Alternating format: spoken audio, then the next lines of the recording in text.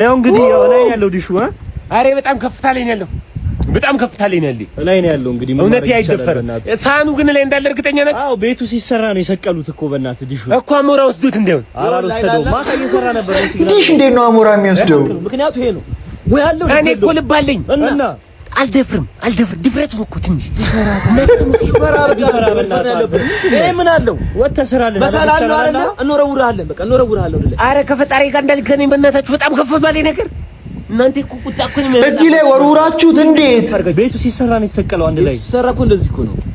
አይ እኔ በጣም ነው ያለኝ እኮ ከእስከዚህ ያሉትን ቻናሎች እጭነልህ ነበር። በጣም ነው ያለኝ ግን እንደዚህ ነገር ግን ድፍረት እዚህ ቻባ ይሄን ያዝ አይናችሁ ሳያችሁ እኮ ለዚህ አልገባችሁም። ቀደም እንዴት ነው አሁን?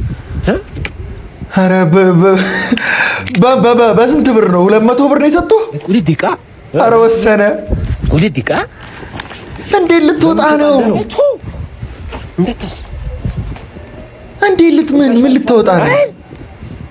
እዚህ ጋር ጠብቁኝ። ኧረ አንተ ውሻ ነሽ። ውሻ ለዋሮ